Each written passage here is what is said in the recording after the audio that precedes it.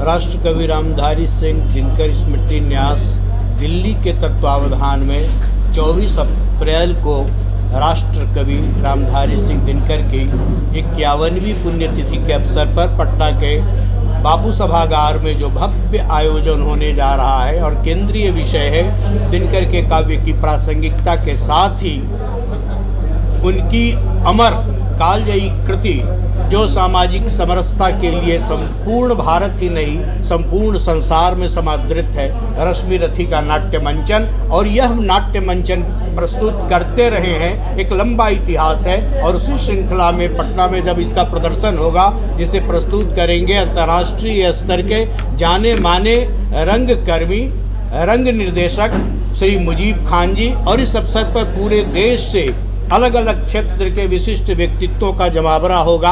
आदरणीय श्री अश्विनी चौबे जी के नेतृत्व में और दिनकर जी के पौत्र ऋत्विक जी के संग साथ, संजय जी के संग साथ, और नीरज कुमार जो राष्ट्रकवि रामधारी सिंह दिनकर स्मृति न्यास के अध्यक्ष हैं, समय समय पर जिस तरह से स्मारिका और दिनकर साहित्य को संपूर्ण भारत में जिस तरह से प्रसारित कर रहे हैं, यह अभिनंदनीय है। हम जानते हैं कि दिनकर भारत की आत्मा के एक ऐसे प्रखर स्वर हैं जिनके स्वर में केवल भारत की आत्मा ही नहीं, सामाजिक समरसता स्थापना की एक संकल्पना भी मिलती है। ऐसे राष्ट्रकवि दिनकर जो भारत को व्याख्यायित करते हैं तो लगता है कि महान राष्ट्रवादी योद्धा सन्यासी स्वामी विवेकानंद के शब्दों का उद्घोष, भारतीय चेतना का प्रदर्शन, भारत नहीं स्थान का वाचक गुण विशेष नर का है, किसी एक देश का नहीं शील यह भूमंडल भर का है, जहाँ कहीं एकता अखंडित जहाँ प्रेम का स्वर है, देश देश में वहाँ खड़ा भारत जीवित भास्वर है। इस तरह की परिभाषा भारत की आज तक संभवतः साहित्य में और साहित्य से इतर अन्य क्षेत्रों में भी नहीं की गई है। भारत को देखते थे, भारत के जन जन को देखते थे, भारत के भविष्य युवाओं को देखते थे। ऐसे दिनकर का स्मरण और यह ऐतिहासिक अवसर बिहार के लिए है। बिहार के दूर सुदूर के जिलों से, गांवों से भी लोगों को उमड़ कर आना चाहिए। न्यास उनका आह्वान करता है और इस न्यास की इस प्रस्तुति और जिन लोगों ने देखा है वे बार बार देखना चाहते हैं।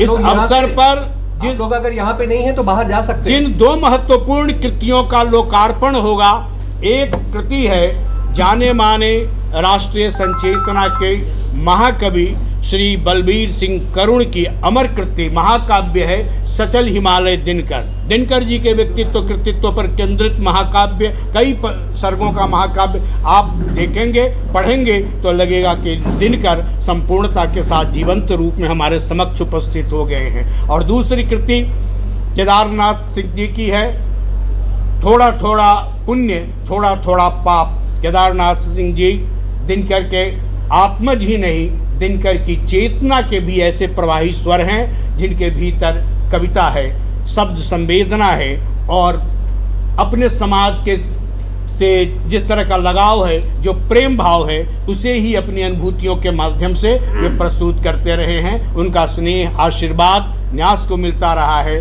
मैं आप लोगों के माध्यम से आप लोगों का स्वागत अभिनंदन करते हुए, क्योंकि बात निकलेगी तो दूर तलक जाएगी, आपके माध्यम से पूरे बिहार में और बिहार से बाहर भी यह बात जाए। और 24 अप्रैल को बापू सभागार एक एक व्यक्ति की उपस्थिति से इस तरह से ठसाठस भर जाए, क्योंकि हम भारत की आत्मा का अभिनंदन करेंगे, हम दिनकर को अनुभूत करेंगे जो लिखते हैं, जिनकी भविष्यवाणी थी और आज पूरे देश में वह भविष्यवाणी घटित हो रही है। भारत अपने वैभव के साथ संपूर्ण संसार में खड़ा है। एक हाथ में कमल, एक में धर्म दीप्त विज्ञान, लेकर उठने वाला है धरती पर हिंदुस्तान। दिनकर केवल युग के निर्माता ही नहीं, एक दृष्टा हैं और आने वाले समय को भी देखते हुए जो कालजयिता का स्वर उन्होंने प्रवाहित किया है। और आप लोग भी कलमजीवी हैं, आप लोग भी साहित्य से जुड़े हुए हैं। और उसी दिनकर ने आह्वान किया, दो में से तुम्हें क्या चाहिए, कलम या की तलवार, मन में ऊंचे भाव की तन में शक्ति अजय अपार। पराक्रम के, शौर्य के, विद्रोह के, आत्मीय अनुभूति के, प्रेम के ऐसे प्रवाही स्वर दिनकर की पुण्यतिथि 24 अप्रैल के अवसर पर बापू सभागार में जो ऐतिहासिक परिदृश्य उपस्थित होगा, उसके साक्षी बिहारवासी बने। और मेरा विश्वास है कि हर क्षेत्र में ऐसे दिनकर की एक बार सीढ़ियाँ चढ़ते हुए संसद की पंडित जवाहरलाल नेहरू लड़खड़ा गए, दिनकर जी ने थाम लिया, पंडित जी ने मुड़कर कहा कि दिनकर आप न होते तो आज मैं गिर जाता।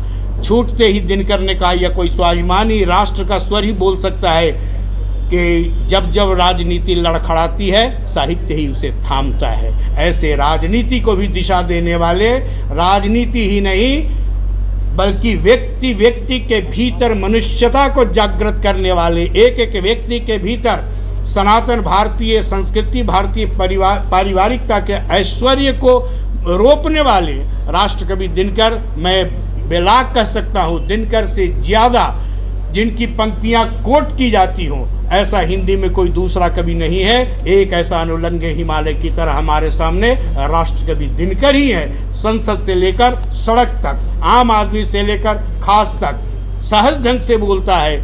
जब नाश मनुज पर छाता है पहले विवेक मर जाता है। यह है दिनकर। लोहे के पेड़ हरे होंगे तू गान प्रेम के गाता चल, नम होगी यह मिट्टी जरूर आंसू के कण बरसाता चल। आग भी है, राग भी है, प्रेम भी है, पराक्रम भी है। ऐसे दिनकर को हमें गर्व है कि हम दिनकर की संतान हैं। ऐसे महान पूर्वज, महान पुरखे को प्रणाम करते हुए और पूरे बिहार वासियों को आमंत्रित करते हुए प्रणाम का यह सांस्कृतिक भारतीय अवसर आपको उपलब्ध हो रहा है। निश्चित रूप से इसके आप साक्षी बने और बापू सभागार में उपस्थित होकर आप डूब जाएंगे, रश्मि रथी के एक एक चरित्र में खोते हुए चले जाएंगे। और रश्मि रथी की लोकप्रियता के बारे में कुछ भी नहीं कहना है। बम्बई के सीने संसार से लेकर गांव के चौपाल तक में रश्मि रथी को उद्धृत किया जाता है, रश्मि रथी की चर्चा होती है।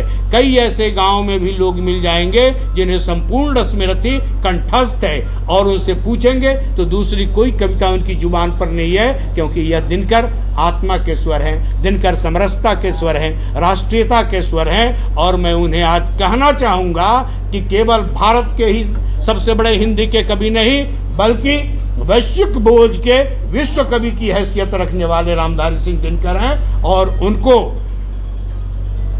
पूरे देश में युवाओं से जोड़ने का जो काम नीरज जी कर रहे हैं, इसके लिए नीरज जी को साहित्यिक समाज की ओर से बहुत बहुत साधुवाद। और उनके सुयोग्य पौत्र ऋत्विक जी को, आप उनके आत्मज हैं, वंशज हैं, लेकिन हम लोग उनके मानस पुत्र हैं। संपूर्ण बिहार के युवा दिनकर के मानस पुत्र हैं और ये उनके मानस पुत्र निश्चित रूप से इस अवसर पर आए। मैं आह्वान करता हूं, आप लोगों का बहुत बहुत अभिवादन। यह रश्मि रथी पर्व जो हो रहा है 24 अप्रैल को, इसके बारे में सिर्फ न्यासी अध्यक्ष होने की हैसियत से इतना ही कहना है कि सब पधारिए। एक सांस्कृतिक समाज बनाने के लिए जो एक रचनात्मक प्रयास किया जा रहा है, इसका सभी बिहार वासियों से समर्थन की अपेक्षा है। पूर्ण उम्मीद है कि बापू सभागार दिनकर के व्यक्तित्व और गौरव के अनुकूल खचाखच भरा रहेगा, क्योंकि दिनकर बिहार का हर बच्चा अपने को दिनकर समझे, यह हम लोग का प्रयास है। अभी संजय पंकज जी इतनी बात बोले, हम समर्थन करते हैं कि उनका वो एक एक कविता नाश मनुज पर छाता है पहले विवेक मर जाता है। इसमें इतना ही बोलना चाहता हूँ कि 24 अप्रैल को आप सब तमाम लोगों को भी बुलाइए और रश्मि रथी का मंचन देखिए। देश के बड़े बड़े विद्वान प्रोफेसर आनंद कुमार सिंह, प्रोफेसर सुभाष चंद्र राय जी, देश के बड़े बड़े दिनकर की प्रासंगिकता, वो दिनकर साहित्य, वर्तमान समय में दिनकर साहित्य की प्रासंगिकता पर हम विचार विमर्श करने वाले हैं। देश भर से लोग आ रहे हैं। वर्तमान जो शिक्षा व्यवस्था है और ये जो चकाचौंध की दुनिया है, खासतौर पर जो युवा वर्ग जिस तरह से अब जीवन यापन अपना कर रहे हैं, साहित्य को आप कहाँ देखते हैं? क्या साहित्य अपनी जगह पर है, सुधार की ज़रूरत है, या साहित्य में और साहित्य को आगे ले जाने की ज़रूरत है? मुझे लगता है कि हमारे सभी साहित्यकार ही हैं और अच्छी बातों को पंकज जी से लेकर संजय जी, नीरज जी, सब लोगों ने कहा है। आखिर क्या कारण है इस बार इस पर्व को, रश्मि रथी पर्व को हम युवाओं को भेंट कर रहे हैं, आने वाली पीढ़ियों को हम भेंट कर रहे हैं। 50 साल उनके पुण्यतिथि का हो गया, 51वां साल ये पुण्यतिथि हम मनाने जा रहे हैं। ये 51वां साल का जो पुण्यतिथि है, ये नई पीढ़ी के लिए है, बिल्कुल नई पीढ़ी को समर्पित होगा, युवाओं को समर्पित होगा, छात्र युवाओं को समर्पित होगा, उनकी तरुणाइयों को समर्पित होगा कि जानो दिनकर को और पहचानो दिनकर को, अपने आप को पहचानो कि आप दिनकर हो। आप में साहित्य की छवि है। साहित्य की बात जो आपने कहा है, साहित्य समाज का दर्पण होता है। हम सभी बचपन से इस बात को पढ़ते जानते रहते हैं।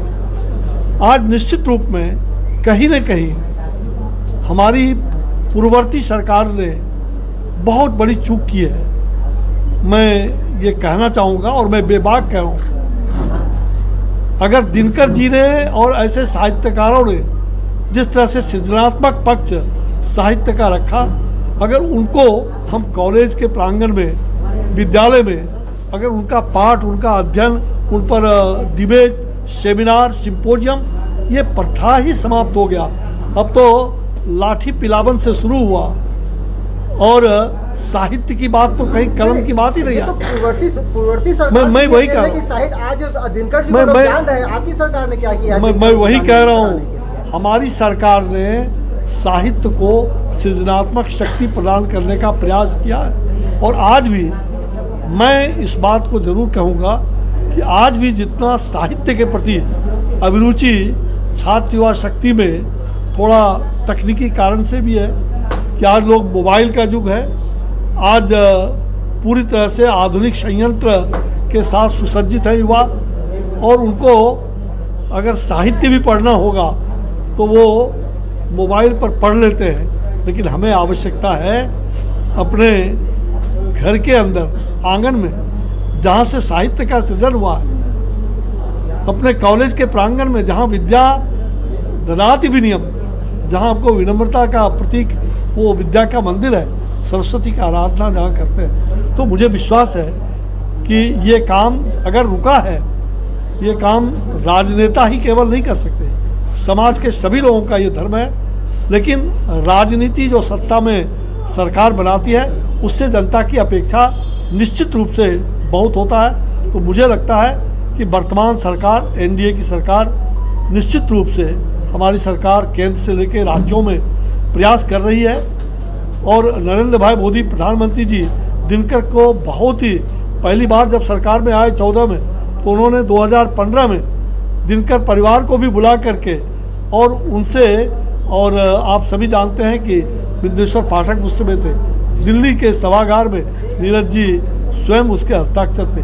तो ऐसे कार्यक्रम वहाँ पर आयोजित करने का उनका बराबर प्रधानमंत्री जी का प्रयास था कि साहित्य से जुड़े रहेंगे तो हम समाज को अवलोकित करेंगे, समाज को दिशा निर्देश कर पाएंगे। साहित्य ही हमारी पूंजी है और इसलिए यह कार्यक्रम नई पीढ़ियों को समर्पित होगा।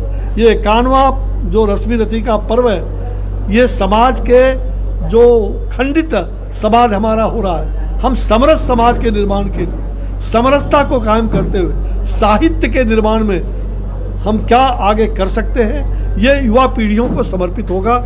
और मुझे लगता है कि अंत में एक रश्मि रथी का वो पंक्ति मैं पढ़ना चाहता हूँ। परशुराम का शिष्य कर्ण पर जीवन दान न मांगेगा, बड़ी शांति के साथ चरण को पकड़ प्राण निज त्यागेगा। प्रस्तुत हूँ दे साप किंतु अंतिम सुख तो यह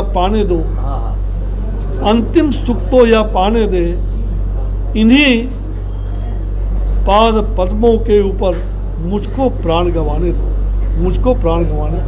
धन है जो परशुराम का शिष्य कर्ण है। मैं आपके आज आवश्यकता उसकी है। जवाब दे देता हूँ। जो आप सवाल पूछ रहे थे मंत्री जी से, होता क्या है, संवेदना शून्य हो गई है। साहित्य जो उपजता है ना, वो संवेदना से उपजता है। जब अनुभूति की तीव्रता होती है, जब भावों का आवेग होता है, तभी तो प्रस्फुटित होता है साहित्य। शायद आज का समाज जो है वो संवेदनहीन हो गया है। इस विज्ञान के युग में अपने बच्चों को, नई पीढ़ी को लोगों ने संवेदना से किनारे किया और मेटेरियलिस्टिक वर्ल्ड में दौड़ाया। कितने पैकेज की नौकरी, कितना भौतिक सुख, उस सुख को निचोड़ लेने की बात में संवेदना किनारे हो जाती है। आज की आधुनिक पीढ़ी को साहित्य के माध्यम से और ख़ास करके दिनकर के साहित्य के माध्यम से फिर संवेदनशील बनाना होगा। जब संवेदनशील होगा आज की पीढ़ी, तो फिर साहित्य का सृजन भी होगा साहित्य का सम्मान भी होगा और साहित्यकारों का भी आदर ये होगा। नई पीढ़ियों का एक समर्पित चीज कार्यक्रम होगा। और एक चीज और जो